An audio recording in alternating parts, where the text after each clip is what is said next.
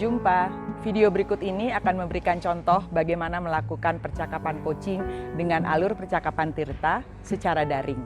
Mohon perhatikan bahasa tubuh coach saat mendengarkan coaching dan jangan lupa menggunakan fasilitas online yang mengharuskan Anda melakukan percakapan verbal. Selamat menyaksikan.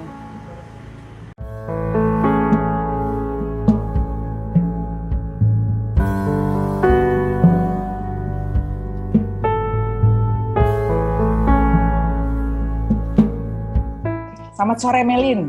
Sore Mbak Dita. Terima kasih ya sudah meluangkan waktu nih sore ini. Sama-sama Mbak Dita. Kita akan coaching sebentar nih Melin. Kamu pengen ngomongin apa nih sore ini? Aku pengen ngomongin soal kerjaan aku. Jadi kan saat ini aku lagi jadi project support di kantor aku kayak gitu. Aku mau ngomongin supaya gimana sih caranya supaya aku bisa lebih fokus gitu saat mengerjakan tugas-tugas aku dan peran-peran aku saat aku menjadi project support itu gitu. Oke, jadi kamu sekarang jadi project support di kantor dan gimana caranya supaya bisa lebih fokus saat ngerjain tugas. Ya, gitu? Betul. Karena ini percakapan singkat, apa yang pengen Melin dapat di akhir percakapan singkat kita, Melin? Aku pengen jadi saat aku mengerjakan tugas-tugas aku nantinya itu aku bisa lebih fokus dan mengurangi kesalahan-kesalahan yang tidak perlu kayak gitu. Oke, fokus dan mengurangi kesalahan yang tidak perlu. Jadi gimana caranya supaya bisa fokus dan bisa mengurangi kesalahan yang tidak perlu gitu? Ya. Oke. Buat Melin, ciri-cirinya Melin fokus itu apa sih? Saat aku benar-benar bisa jadi kayak nggak gampang diganggu gitu, maksudnya aku tuh kadang suka mudah ke distract gitu ya. Kalau aku lagi fokus itu ada distraksi apapun itu nggak akan membuat aku jadi terganggu kayak gitu. Itu aku saat lagi fokus gitu. Oke, jadi kalau fokus kamu nggak gampang keganggu. Nah, kalau idealnya kayak gitu tuh, sebetulnya apa yang sekarang mungkin membuat Melin nggak bisa fokus yang jadi terganggu dengan macam-macam itu? Apa yang biasanya ngeganggu jadinya? Yang biasanya ngeganggu itu mungkin kalau ini ada hal-hal yang di luar dugaan kayak gitu. Ada kejadian-kejadian di luar dugaan yang bikin jadi harus memikirkan suatu hal yang apa nih yang harus dilakuin kayak gitu. Jadi itu sih biasanya ganggu kalau ada hal-hal yang di luar dugaan. Oke. Kalau sekarang kalau ada kejadian di luar dugaan, kamu biasanya apa reaksinya?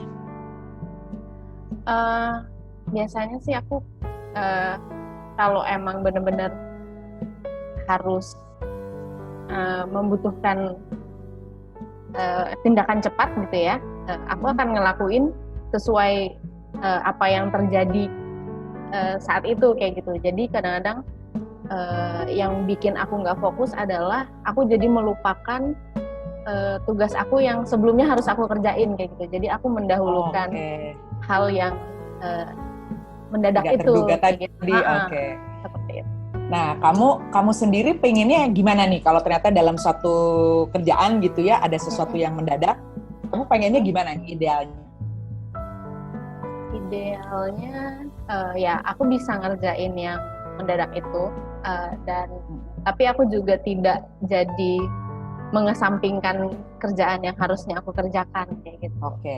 Jadi pengen bisa ngerjain yang mendadak itu tanpa melupakan yang harusnya juga kamu kerjakan gitu ya? Kayak gitu. Jadi menyeimbangkan antara yang mendadak dan yang memang seharusnya dikerjakan seperti itu. Oke. Kalau sekarang nih, kalau ada situasi kayak gitu, apa yang Melin pikir akan bisa membuat Melin tidak melupakan apa yang Melin harus kerjakan, meskipun ada yang mendadak datang?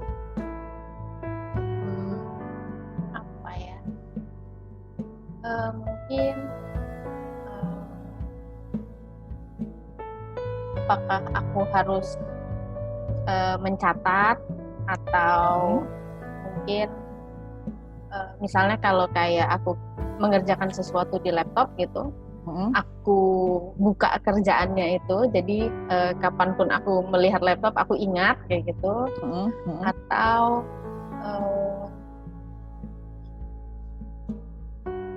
lebih ke apa ya, lebih tenang saat aku menghadapi suatu hal yang mendadak itu, jadi aku masih tetap on track gitu, jadi nggak lupa sama yang harusnya aku kerjain, kayak gitu sih kayaknya. Oke. Jadi ada 2 ya tadi, nyatet, gitu ya. Satu lagi bersikap lebih tenang. Iya. Ya. Ada lagi nggak menurut kamu yang bisa bikin kamu nggak lupa gitu? Oke, ngerjain yang ngedadak ini kan pasti dikerjain duluan nih, kalau yang ngedadak pasti ya. Kalau lihat ini kamu, cuma jangan sampai lupa gitu sama yang harus. Apalagi? Ada lagi nggak? Apa ya? Kayaknya itu sih Mbak paling itu 2 ya. Dua itu. Kalau kapan nih ada event paling dekat? Minggu ini hari Jumat. Oke. Nah, kalau dalam event yang paling dekat itu, Melin mau coba nih di antara 2 ini, bikin catatan sama satu lagi bersikap tenang. Mana yang paling mungkin Melin lakukan di event itu supaya tadi tetap bisa fokus?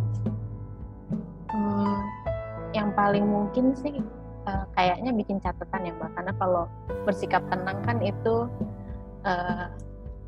saat kejadian hari H-nya kita nggak tahu gitu apa yang mungkin terjadi kayak gitu. Jadi paling mungkin sih yang paling bisa di-prepare adalah si membuat catatan itu.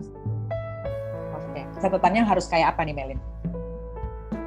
Mungkin catatannya harus terperinci gitu, misalnya saat kayak misalnya kalau ada rundown itu ada catatan-catatan untuk apa aja yang harus aku lakukan saat di acaranya lagi apa kayak gitu. Mungkin seperti itu sih Mbak. Oke.